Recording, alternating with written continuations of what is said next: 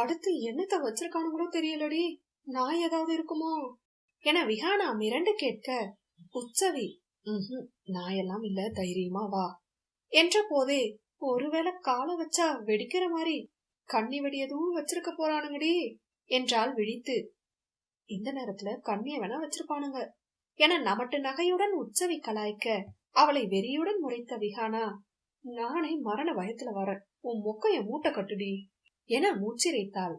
வெற்றியுடன் கதவை நெருங்கிவிட்டனர். கையில் வைத்திருந்த டூப்ளிகேட் சாவிகளை உபயோகித்து கதவை திறக்க முயன்றவர்களுக்கு அந்தோ பரிதாபம். அது முழுக்க முழுக்க பாஸ்வேர்டு, கைரேகைகளை கொண்டு திறக்கும் ஸ்மார்ட் டோர் என்று தெரியவில்லை. சிறிது நேரம் கழித்தே உற்சவிக்கு அது புரிபட அவசரமாக தோளில் மாட்டியிருந்த லேப்டாப் பையில் இருந்து மடிக்கணினியை ஆன் செய்தாள். இந்த நேரத்துல நீ லேப்டாப்ல கேம் விளையாட போறியாடி என விஹானா கடுகடுக்க, நான் இந்த டோரை ஹேக் பண்ண போறேன் என்று தீவிரத்துடன் மடிக்கணினியில் மூழ்கினாள். இதெல்லாம் தெரியுமா உனக்கு? இந்த வித்தையெல்லாம் நீ இதுவரை காட்டினதே இல்லையே டால்ஸ் என்றால் வியப்பாக. ஓரளவு இன்டர்நெட்ல கத்துக்கிட்டேன், ரொம்ப டீப்பாலாம் தெரியாது, ஜஸ்ட் எனக்கு தெரிஞ்சதை வச்சு ட்ரை பண்ணி பாக்குறேன். இதுவரை நம்ம போன வீட்டுல இப்படி ஸ்மார்ட் டோர் எல்லாம் இல்லடி என முயற்சி செய்தவளால் அதனை ஹேக் செய்து திறக்க இயலவில்லை. இன்டர்நெட்டின் உதவியுடன் மீண்டும் ஒரு முறை முயற்சி செய்திட இம்முறை அவள் முயற்சி வெற்றி பெற்றது. விஹானாவிற்குத்தான் மிகவும் திகிலாக இருந்தது. எப்பவும் போவோம் வருவோம், சிசிடிவிக்கு ஜாமர் யூஸ் பண்ணுவோம், ஆனா இது பிக் பாஸ் வீடு மாதிரி பல டாஸ்க் இருக்கே என எண்ணி அவளுக்கு எதற்கு வந்தோம் என்றே மறந்துவிட்டது. ஆமா, இப்ப நம்ம ஏன் இங்க வந்திருக்கோம்? அஸ்கி குரலில் கேட்ட விஹானாவின் குரலே பயத்தில் நடுங்கியது. புருஷன் வீட்டுக்கு விளக்கேத்த வந்திருக்கோம், கேக்குறா பாரு கேள்வி, திருட வந்திருக்கோம் என்றபடி பங்களாவினுள் நுழைந்து விழிகளை சுழற்றினாள் உற்சவி. அது தெரியுதுடி, எப்பவும் ஒரு ஸ்கெட்ச் போட குறைஞ்சது ஒரு வாரம் ஆச்சும் எடுத்துப்போம். இந்த ப்ராஜெக்ட் பத்தி நம்ம பாஸ் மார்னிங் தான் சொன்னாரு, இன்னைக்கு நைட்டே இத எக்ஸிக்யூட் பண்ணணுமா? நான் ஏதோ நார்மல் ப்ராஜெக்ட்னு நினைச்சேன், ஆனா இந்த வீட்டை பார்த்தா அப்படி தெரியல ஷவி என புலம்பியவாறு அந்த நவீன பங்களாவை மிரட்சியுடன் பார்வையிட்டாள். உற்சவிக்கும் அது உறுத்தியதுதான். ஆனாலும் எப்போதும் போல அதனை கருத்தில் கொள்ளாமல், புலம்பாம நீ கீழே இருக்கிற ரூம்ஸ்ல சுருட்டு, நான் மேல இருக்கிற ரூம்ஸ்ல சுருட்டுறேன் என விஹானாவிற்கு வேலையை பிரித்து கொடுத்துவிட்டு கையில் மாட்டியிருந்த கையுறையையும் முகமூடியையும் அட்ஜஸ்ட் செய்தபடி படியில் ஏறினாள். மாடியில் இருந்த அறைகளில் ஒவ்வொன்றாக நுழைந்த உற்சவி, சை, சரியான கஞ்ச பிசினாரி வீடா இருக்கும் போல, ரூமுக்குள்ள ஒரு கபோர்ட் கூட இல்ல, வெளியில பார்க்கதான் பிரம்மாண்டமா இருக்கு என மானசீகமாக தலையில் அடித்து கொண்டாள். அந்த வீட்டின் உள் வடிவமைப்பு அப்படி. சுற்றி சுற்றி வெறும் சுவர் மட்டுமே இருந்ததே தவிர எங்கும் ஒரு சிறிய கபோர்டை கூட காண இயலவில்லை. இது எதுடா பெரிய தலைவலியா இருக்கு, வந்ததுக்கு ஒரு டீ குடிக்க கூட ஒண்ணும் கிடைக்காது போல, சோ சேட் என்றவள் காதில் மாட்டியிருந்த ப்ளூடூத்தை அழுத்தி, விஹா ஏதாவது கிடைச்சதாடி என கேட்க, அதை ஏண்டி கேக்குற, இங்க ஒரு ரூமுக்குள்ள நுழைஞ்ச, ரூமா அது, கண்ட இடத்துல போட்டு வச்சிருக்காண்டி, பேச்சுலர்ஸ் வீடுன்னு சொன்னப்பவே உஷாராக இருக்கணும், நீதான் பேச்சுலர்ஸை ஏமாத்துறது ஈஸின்னு சொல்லி கூட்டிட்டு வந்துட்ட, தரையில காலை வைக்க முடியலடி, சட்டை ஒரு பக்கம், பேண்ட் ஒரு பக்கம், உள்ள போடுறத கூட ஏதோ அலங்கார பொருள் மாதிரி சேர்ல மாட்டி வச்சிருக்காண்டி, உள்ள நுழைஞ்சா சிகரெட் வாட வேற குமட்டுது, ஆனா 10 பைசாக்கு பிரயோஜனம் இல்ல, இந்த பங்களாவை வேணும்னா அனுமான் மாதிரி தோல்ல தூக்கிட்டு போகலாம், கடைசியா அததான் பண்ணணும் போல. விஹானா தான் புலம்பி தள்ளிவிட்டாள். பங்களாவின் வெளிப்புற அழகை ஆவென பார்த்து கொண்டிருந்த அஷிதா இவர்களின் உரையாடலை கேட்டு, சும்மா பினாத்தாதீங்கடி, வாட் அ மார்வலஸ் பங்களா, முதல்ல கிச்சனுக்குள்ள போய் கூலிங்கா ஏதாச்சும் இருக்கான்னு பாருங்க, இந்த மாதிரி இடத்துல எல்லாம் ஃப்ரிட்ஜ்ல நிறைய சாப்பிடுற பொருள் வச்சிருப்பானுங்க என பல்லை காட்டினாள். உற்சவிதான் தன்னை நொந்து, இப்படியே பேசிட்டு இருந்தா கடைசியில ஜெயில களிதான் திங்கணும், வந்த வேலைய பாருங்கடி அப்ரசன்டிகளா என தீவிரத்துடன் கூறிவிட்டு மற்றொரு அறைக்குள் நுழைந்தாள். மெல்லிருட்டில் யாரோ மெத்தையில் உறங்குவது உணர்ந்து அவ்வறையை சுற்றி பார்க்க, அது விஹானா கூறியது போல அல்லாமல் சுத்தத்தின் மறுபெயராக இருந்தது. ஆனால் வழித்து எடுத்தது போல அங்கும் சுவரில் ஒரு கபோர்ட் கூட இல்லை. இந்த ப்ராஜெக்ட் ஓகையாதான், பாஸ் கோடிக்கணக்குல காசு தரேன்னு சொன்னப்பவே நினைச்சேன் இப்படி ட்விஸ்ட் இருக்கும்னு என மனதில் எண்ணியபடி பூனை போல அடியெடுத்து வைத்து உள்ளே முன்னேறியவள் டிரெஸ்ஸிங் டேபிள் டிராயரை அதற்கு வலிக்காமல் திறந்தாள். அங்கு வாட்ச், பாடி ஸ்ப்ரே, குளிர் கண்ணாடி, இதர சில இத்தியாயங்களை தவிர வேறு ஒன்றும் இல்லை. அந்த சாம்பல் நிற கண்ணாடி உற்சவியின் கவனத்தை கவர, ஹை, காலையில பார்த்த கிளாஸ் மாதிரியே இருக்கு என்று அதனை எடுத்து அணிந்து கொண்டாள். நைட் விஷன் கிளாஸ் பக்கா என்றெண்ணி கண்ணாடியில் உடலையும் முகத்தையும் முழுதாய் கவர் செய்திருந்த தன்னை ஒருமுறை ரசித்துக் கொண்டவளுக்கு சிறிது நேரத்தில் எரிச்சலாக வந்தது. பின்னே எண்ணிய காரியத்தை முடிக்காமல் எந்த வீட்டில் இருந்தும் அவள் பாதியில் வந்ததில்லையே. இப்போது என்னவென்றால் ஒன்றை கூட திருட இயலாமல் மீண்டும் ஒரு முறை வீட்டை அலசி ஆராய்ந்து கிளம்ப எத்தனித்தாள். மாடியில் இருந்து இறங்கி வந்தவள் ப்ளூடூத்தின் வழியே, விகா கிளம்பலாம்டி, இங்க ஒரு இழவும் இல்ல, 10 ரூபாய் கூட வச்சிருக்க மாட்டானுங்க போல, பாஸ் கிட்ட டிஸ்கஸ் பண்ணிட்டு அடுத்து பிளான் பண்ணிக்கலாம் என கிசுகிசுப்பாக கூறிக்கொண்டே வெளியில் செல்ல நினைக்கும் போதே ஒரு வலிய கரம் அவளது வாயை மூடி பின்னிழுத்தது. அதனை எதிர்பாராமல் தடுமாறியவள் விடுபட முயல அவளால் நகரக்கூட இயலவில்லை. இரு கைகளையும் வாயையும் பிடித்து கொண்ட அந்த உருவம் அவள் காலால் அவனை தாக்க வருவதை உணர்ந்து காலாலும் அவளை வளைத்து பிடித்து கொண்டதில் உற்சவிக்கு வியர்த்து வழிந்தது. கூடவே தன்னை பிடித்திருப்பது மனிதனா அல்லது டைனோசரா என்ற அச்சம் வேறு உள்ளுக்குள் பொங்கியது. மனுஷனா கொஞ்சமாவது நகர ஈஸியா இருக்குமே என எண்ணும் போதே அவ்வுருவம் அவளை தரதரவென எங்கோ இழுத்து சென்றது. விஹானா அந்த அறையை விட்டு வெளியில் வரத்தான் முயற்சித்தாள். ஆனால் முடியவில்லை. திறந்திருந்த அறைக்குள் நுழைந்தவளுக்கு அந்த அறைக்கதவு எப்போது பூட்டப்பட்டது என்றே தெரியவில்லை. முதலில் சுற்றிலும் இருந்த சுவரில் எது கதவு என்றே தெரியாமல் தடதடத்த மனதுடன் நின்றிருந்தாள். சுவரையும் கதவையும் பிரித்து கண்டறிய இயலாதபடி இருந்தது அந்த அறையின் வடிவமைப்பு.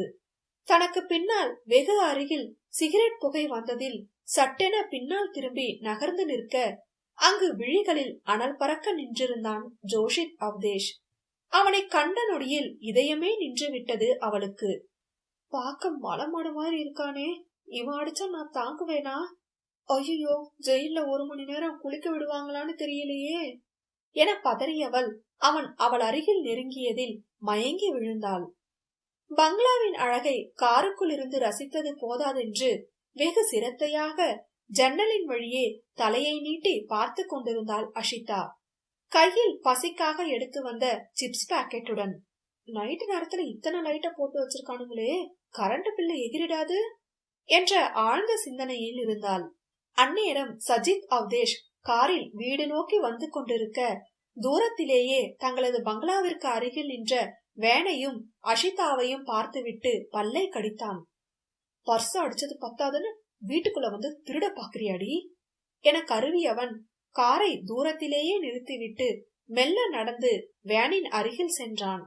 அவளுக்கு மறுபுறம் இருக்கும் கதவை சத்தம் வராமல் திறந்தவன் பூனை போல உள்ளே ஏறி அமர்ந்து, என் பர்ஸ் எங்கடி என்று கர்ஜனையுடன் கேட்டான்.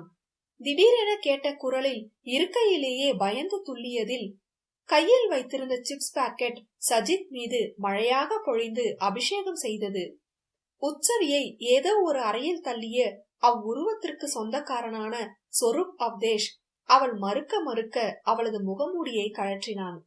அவளை பார்த்த கணம் திகைத்து, காலையில இவ்வளவுதான் பார்த்தோம் என சிந்தித்திட அவளும் அவனை இங்கு எதிர்பாராமல் சற்று திகைத்தாள். யார் நீ? எதிரில் அவள் உருவகப்படுத்திய டைனோசராகிய மனிதன் அவளை விழிகளால் அளவெடுத்துக் கொண்டிருந்தான். ஏற்கனவே அவள் முகமூடி அவனால் பறிக்கப்பட்டிருக்க கையில் இருந்த கிளவுஸையும் கழற்றி இருந்தவள் இடுப்பில் கை வைத்து சுற்றி முற்றி பார்த்தாள். அது ஏதோ பழைய ஜாமான் வைக்கும் ஸ்டோர் ரூம் போல இருந்தது. அவள் முன் சொடுக்கிட்டவன், உன்னதான், யார் நீ? இம்முறை குரலில் அழுத்தம் மிகுந்தது. என்ன தெரியல, நான் தான் இந்த ஜில்லா கலெக்டர் என நக்கலாக பார்த்தாள் அவள்.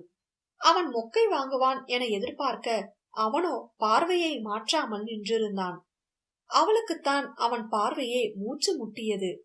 இப்ப எதுக்கு இப்படி பாக்குற? உன் வீட்ல திருட வந்த, மாட்டிக்கிட்ட, அவ்வளவுதான் என தோலை குலுக்கினாள். அவளது ஷர்ட்டின் நடுவில் தொங்க விட்டிருந்த அவனின் குளிர் கண்ணாடி மீது பார்வையை படர விட்டவன், கூலிங் கிளாஸ் திருடியா நீ என அமர்த்தலாக கேட்டு நொடியில் அதனை எடுக்க கையை தூக்கினான். தற்செயலாக கையால் தன்னை மறைத்து கொண்டவள், என்னடா பண்ற என மிரள, எனக்கு என் கிளாஸ் வேணும், நீ குடுக்கறியா இல்ல என இழுத்தபடி மீண்டும் கையை அவளை நோக்கி நீட்டினான்.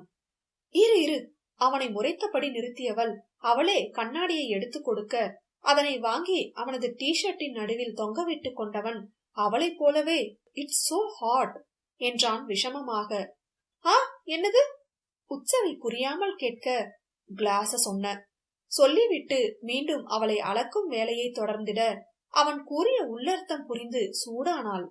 இருந்தும் அதனை அடக்கி கொண்டு, வழிவிடு, நான் போகணும் என அவனை தாண்டி செல்ல எத்தனிக்க, இன்னொன்று ட்ரெஸ்ஸுக்குள்ள எதையெல்லாம் திருடி மறைச்சு வச்சிருக்க மிஸ் திருடி என கேட்டவனின் பார்வை ஏனோ அவளை சற்றே நடுங்க வைத்தது. இங்க பாரு, இங்க திருடுறதுக்கு ஒரு மண்ணும் இல்லைன்னு உனக்கே நல்லா தெரியும். வேஸ்ட் ஆஃப் டைம் ஆகிடுச்சு, ஒழுங்கா என்ன விடு என மிரட்டினால் பயத்தை மறைத்து கொண்டு. இதுவரைக்கும் திருடல, ஓகே, ஆனா நீ எதை திருட வந்த? அவனது கூர்மையான கேள்வியில் திணறியவள், பணத்தை தான் திருட வந்த என்றால் எச்சிலை விழுங்கி கொண்டு. Is it? தீவிரத்துடன் கேட்டபடி அவளை நோக்கி முன்னேறியதில் அவள் பின்னோக்கி சென்றாள். ஆமா, காசுதான் திருட வந்த. காற்றுதான் வந்தது உற்சவிக்கு. நீ திறந்து பார்த்த ட்ரெஸ்ஸிங் டேபிள் டிராயர்ல பணம் இருந்துச்சு, அதை எடுத்துட்டு கிளம்பி இருக்கலாமே என அர்த்த பார்வை பார்க்க, நான் அதை திறந்தது இவனுக்கு எப்படி தெரிஞ்சிச்சு என்ற ரீதியில் விழித்தாள். அவனது விழிகள் இப்போது நெருப்பை கக்க, சொல்லு, அந்த பணத்தை ஏன் எடுக்கல? பணம் இல்லனா வேற எதை திருட வந்த? கிட்டத்தட்ட கர்ஜித்தவன் அவள் திகைத்து நிற்பதைக் கண்டு இதழ்களை சிறிதாக வளைத்து குரூர புன்னகை சிந்தினான். சோ நீ சொல்ல மாட்ட? அப்ப பதில் சொல்ற வர இங்கேயே இரு என்று அவள் கண்ணிமைக்கும் நேரத்தில் அவளை ஸ்டோர் ரூம் அறையில் அடைத்து பூட்டினான் சொரூப் அவதேஷ். அத்தியாயம் 6. தலையில் கொட்டிய சிப்ஸையும் அஷிதாவையும் மூக்கு விடைக்க முறைத்திருந்தான் சஜித். அவளுக்கோ அநியாயமாக கையில் வைத்திருந்த ஒரே ஒரு சிப்ஸ் பாக்கெட் கொட்டிவிட்டதே என்ற கவலை. அதனோடு அவனது அலங்கோலம் கண்டு சிரிப்பு பீரிட்டு வந்தது. அடக்க மாட்டாமல் சிரித்து விட்டவள், உனக்கு குளிக்கணும்னா வீட்டுல போய் தண்ணில குளி, ஏன் சிப்ஸால குளிச்சிட்டு இருக்க, ஏன் சிப்ஸ் என்று நக்கல் அடித்தாள். விழியிடுங்க அவளை பார்வையாலேயே எரித்தவன், திருட்டுத்தனம் பண்றது இல்லாம திமிரா வேற பேசுறியாடி என அவள் கையை பிடித்து முறுக்கினான். ஆ, ஐயோ, டேய் விடுடா, டேய் ஒரு செகண்ட் விடுடா, ஒரே செகண்ட் என்று அந்த வழியிலும் பேரம் பேச அவனும் கையை விட்டு விட்டு, என்னடி சாரி கேட்க போறியா என்றான் முறைப்பாக. அடச்ச, அத வேற எதுக்கு அசிங்கமா கேட்டுக்கிட்டு சோத்தாங்கைய உடைக்கிறியே, மனசாட்சி இருக்கா உனக்கு என்றவள் இடது கையை நீட்டி, இந்தா இந்த கைய வேணா உடைச்சுக்க, எனக்கு லெப்ட் ஹேண்ட்ல சாப்பிட முடியாது என அசட்டையாக கூறியதில் அவன்தான் திரு திருவென விழிக்க வேண்டியதாக போயிற்று. அவளுக்கு இந்த அடிகள் எல்லாம் புதிதா என்ன? அந்நேரம் காதை மாட்டியிருந்த ப்ளூடூத்தின் வழியே உற்சவி பேசியது கேட்டது. டால்ஸ் மாட்டிக்கிட்ட, நீ கிளம்பிடு எனும் போதே அதனை சஜித் பார்த்து விட்டான். ஏதோ திட்டத்தோடுதான் இங்கு வந்திருக்கிறாள் என்று புரிய, ஏய் எதுக்குடி இங்க வந்திருக்க, இதுல யாரடி பேசுறா என்று ப்ளூடூத்தை பிடுங்கினான். அதுவோ காதோடு ஒட்டி கொண்டு வராமல் அடம் செய்ய, அஷிதாதான், ஆ காத அத்துறாதடா காட்சில்லா என அவனை தடுத்தவள் ப்ளூடூத்தை கழற்றி அவனிடமே கொடுத்து விட்டு, உன் வீட்டு அட்ரஸ் சொல்லு, உன் பர்ஸ பார்சல் அனுப்புறேன், ஆள விடு சாமி, முதல்ல இறங்கு என்றவளுக்கு இன்னும் அந்த பங்களாவின் உரிமையாளன் அவன் என்று தெரியவில்லை. அந்நேரம் உற்சவியை ஸ்டோர் ரூமில் பூட்டிவிட்டு வெளியில் வந்த ஸ்வரூப் முகம் கடுக்கடுக்க சிசிடிவி புட்டேஜை பார்த்தான். அனைத்தும் ஆக்ட் செய்யப்பட்டுள்ளதை உணர்ந்து மொட்டை மாடிக்கு சென்றவன் பங்களா வாசலில் ஒரு வேன் நிற்பதையும் தூரத்தில் சஜித்தின் கார் நிற்பதையும் கண்டவன் அவசரமாக போனை எடுத்தான். சில நொடிகள் போனை வைப்பதும் லாக் எடுப்பதுமாக இருந்தவன் பெருமூச்சொன்றை வெளியிட்டு விட்டு வேகமாக சஜித்திற்கு குறுஞ்செய்தி அனுப்பினான். நம்ம வீட்டுக்கு முன்னாடி இருக்கிற வேன்ல இருந்து ஒரு பொண்ணு நம்ம வீட்டுக்குள்ள திருட வந்திருக்கா, அந்த வேனை மடக்கிப்பிடி, யாரா இருந்தாலும் உள்ள கூட்டிட்டு வா என்ற கட்டளை இருக்க, வெகு நாட்கள் கழித்து தமையனின் வாட்ஸ்அப் சேட்டை கண்ட சஜித்திற்கு பழைய நினைவுகள் தூறலாய் மனதை நிறைத்தது. பின் அதிலுள்ள சாராம்சத்தை உள்வாங்கி அதிர்ந்தவன், இந்த பங்களாவுக்கு திருட வந்தியாடி என அஷிதாவை பார்த்து கேட்க, இது எப்படி இவளுக்கு தெரிஞ்சது என்ற ரீதியில் அவள் விழித்தாள். இல்லையே, சும்மா இந்த ஏரியாவை சுத்தி பார்க்க வந்த என்றாள் சமாளிப்பாக. ஓஹோ, சரிவா, பங்களாக்குள்ள போய் சுத்தி பாப்போம் என்றவன் அவளை வலுக்கட்டாயமாக இழுத்து சென்றான். கண் முன்னே மயங்கி கிடந்த பெண்ணவளை எரிச்சலுடனும் குழப்பத்துடனும் பார்த்தான் ஜோஷித். யார் இவ என அரை வெளிச்சத்தில் தெரிந்த அவளது முகத்தை ஏறிட்டு, ஏ பொண்ணே எந்திரி என்று அவள் கன்னத்தில் அடித்து எழுப்ப விஹானாவிடம் அசைவே இல்லை. மேலும் எரிச்சலுற்றவன் அவளை தூக்கி கொண்டு வரவேற்பறைக்கு வந்தான். சரியாக அப்போது சஜித்தும் அஷிதாவை இழுத்து கொண்டு வர மாடியிலிருந்து சொரூப்பும் இறங்கினான். அங்கோ அந்த விசாலமான சோஃபாவில் கால் மேல் கால் போட்டு அசட்டையாக அமர்ந்திருந்த உற்சவியை கண்டு அவனுக்கு ஆத்திரம் எகிரியது. யார் இவள ரூம்ல இருந்து திறந்து விட்டது என சகோதரர்களை தீப்பார்வை பார்க்க, அவர்களோ இவளை யார முதல்ல லாக் பண்ணுனது என்ற ரீதியில் பேந்த பேந்த விழித்தனர். உற்சவிதான், ஆமா, பெரிய இரும்பு கதவா போட்டு வச்சிருக்க, ஸ்மார்ட் டோரை ஓபன் பண்ணுன எனக்கு இந்த கதவை திறக்கிறதா கஷ்டம், என்ன டைனோசர் நீ என பெரியதாய் சலித்து கொண்டாள். ஸ்வரூப் உச்சக்கட்ட கோபத்தில் நின்றிருக்க, மற்ற இருவரும் தான் அவனை மரியாதை இல்லாமல் பேசியதில் பெண்ணவளை கொலைவெறியுடன் பார்த்தனர். சஜித்திற்கும் அதன் பிறகே தன்னுடன் இருப்பவளும் தன்னை சரமாரியாக பேசியதே உரைத்தது. அஷிதாவோ, டேய் என்னடா பண்ணீங்க அவள என ஜோஷித் கையில் வைத்திருந்த விஹானாவை பார்த்து கத்த, உற்சவியும் அப்போதுதான் அவனை கவனித்தாள். இன்னும் எதுவும் பண்ணல என முறைப்புடன் கூறியவன் அவளை சோஃபாவில் கிடத்தினான். உற்சவி கோபத்துடன் ஜோஷித்தை தள்ளிவிட்டு, நீ எதுவும் பண்ணாம எப்படிடா அவ மயங்குவா என தீப்பிழம்பாய் நிற்க, அதற்கு ஜோஷித் பதில் கூறும் முன்னே அவன் மேல் கை வைத்த கோபத்தில் சொரூப் உற்சவியின் கையை பற்றி முரட்டுத்தனமாக இழுத்தான். திருட வந்துட்டு என்னடி ஓவரா பேசுற, வாய கிழிச்சிடுவேன் என்றான் சீரலாக. என்ன கிழிச்சிடுவியா, எங்க கிழிடா பாப்போம் என அவனுடன் மல்லுக்கு நின்றவளை அறைய கை பரபரத்தது. அதற்குள் மெல்ல மயக்கம் கலைந்த விஹானா, என்ன கிழிக்க போறீங்க என சோர்வுடன் கேட்டபடி கண்ணை விழித்து சுற்றும் முற்றும் பார்த்தாள். அஷிதா, மயக்கம் தெரிஞ்சு எந்திரிச்சா நான் யாரு, எங்க இருக்கேன்னு தானே டால்ஸ் கேட்கணும் என நியாயமாக கேள்வி எழுப்ப, விஹானாவோ இன்னும் முழு மயக்கம் தெரியாமல் 3 ஆடவர்களையும் மிரண்டு பார்த்தாள். அவளை சினத்துடன் ஏறிட்ட ஜோஷித், மயக்கம் போட்டு விழுகிற அளவு பயத்தை வச்சுக்கிட்டு எதுக்கு உனக்கு இந்த திருட்டு வேலை என்று எகத்தாளமாக கேட்டிட, அக்கேள்வியில்தான் அவளுக்கு முழு மயக்கம் தெளிந்தது. அதில் விருட்டென சோஃபாவில் இருந்து எழுந்தவள், டேய் பணங்கா மண்டையா என ஜோஷித்தை கை நீட்டி அதட்ட, அவன்தான் ஒரு கணம் ஃப்ரீஸ் மோடிற்கு சென்று விட்டான். அவளோ மேலும் தொடர்ந்து, யார பார்த்து பயந்து மயங்கனன்னு சொன்ன, கொய்யால மனுஷனாடா நீ என்று மேலும் திட்டிட உற்சவி அவளை அடக்கினாள். விஹானாவோ அதற்கெல்லாம் அடங்காமல், என்ன விடு டார்லிங், ரூமா வச்சிருக்கான் இவன் ரூமு, உள்ள போனா டெட் பாடியாதான் வெளியில வரணும் போல, இதுல மூஞ்சுக்கு நேரா வந்து புகைய விட்டுட்டு இருக்கான், ஏற்கனவே உள்ள போய் மூச்சு விட முடியாம திணறிட்டு இருந்தேன், இதுல எக்ஸ்ட்ரா ஸ்மோக்கிங் வரவும் மயங்கி விழுந்துட்டேன் என்றால் மூச்சிரைத்து. ஜோஷித் தான் கடும் கோபத்துடன் அவளை பார்வையால் சுட்டெரித்துக் கொண்டிருந்தான். அதையெல்லாம் அவள் ஒரு பொருட்டாகவே மதிக்கவில்லை என்று உணர்ந்ததில் மேலும் ஆத்திரம் எழுந்தது. ஸ்வரூப் மூவரையும் அழுத்தமாக பார்த்தபடி, கரண்ட் கம்பி, புதக்குழி எல்லாம் தாண்டி எப்படி உள்ள வந்தீங்க என கூர்மையுடன் வினவ, அஷிதா வாயை பிளந்தாள். அட கொடுமையே, ஏண்டி இவ்ளோ ரிஸ்க் எடுத்து உள்ள வந்தீங்க, இதோ இவன்கிட்ட மாட்டியிருந்தா இவனே நேரா உள்ள கூட்டிட்டு வந்திருப்பான், ஐடியா இல்லாத பசங்க என சஜித்தை காட்டி கூற, அவனுக்கோ அடக்க மாட்டாமல் சினம் எழுந்தது. உற்சவிதான் சலித்து, இவ்ளோ ரிஸ்க் எடுத்து வந்தோம், வேஸ்ட் தான், இந்த வெத்து பங்களாவில திருட வந்ததுக்கு வீட்ல உட்கார்ந்து கொரியன் சீரீஸ் ஆச்சும் பார்த்திருக்கலாம் என்றவளுக்கு இன்னும் சொரூப் வைத்திருந்த கண்ணாடி கண்ணை உறுத்தியது.